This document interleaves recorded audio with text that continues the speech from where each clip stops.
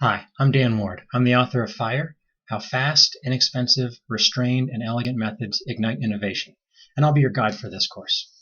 The fundamental question we're going to take a look at in this course is, why do so many projects, particularly government projects, cost more, take longer, and do less than promised? The companion question is, how do some projects manage to deliver ahead of schedule, under budget, and do more than they were designed to do? That's the question I set out to examine in my book, and my central finding is that teams which value speed, thrift, and simplicity tend to outperform teams that take the opposite approach. The take your time, spare no expense mentality. That's what leads to schedule delays, budget overruns, and underperforming systems.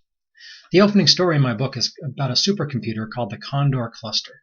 When the Air Force Research Lab in Rome, New York cut the ribbon in December of 2010, it was the fastest supercomputer in the entire Department of Defense. Now, the Pentagon has access to some pretty high-speed machines, and this one outperformed them all. It operated at 500 teraflops and was 33rd fastest in the world. You don't need to know what a teraflop is to know that's a lot of teraflops. It was built for 1/10 the cost of a comparable supercomputer, and it used 1/10 the electricity. So not only was it inexpensive to own, it was inexpensive to operate. But the really cool thing about the Condor cluster is how they made it. They built it out of 1,760 PlayStation 3s.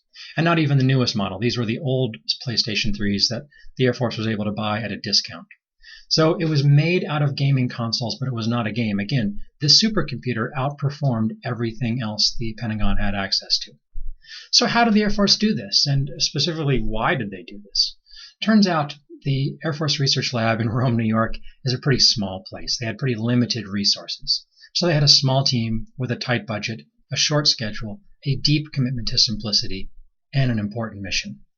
These constraints of not having a lot of time, not having a lot of money, not having a lot of people, these constraints force them to be creative.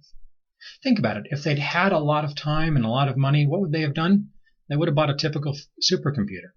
It would have cost them 10 times more, and maybe it would have been as fast, but most likely it would have been less fast. It would have performed less well. This is an example of a very common pattern in program management.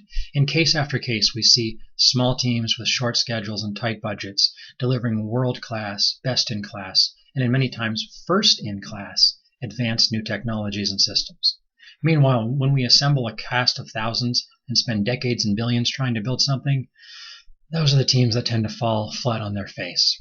So the primary lesson here is that restraint has a tight correlation with quality. And it's more than just a correlation, there's a causative relationship. When we don't have a lot of time and money, when resources are tight, that drives the way we make decisions, it drives the way we solve problems. It affects the types of problems we even go after. And there's, again, a causative relationship between constraints and creativity, and between constraints and quality.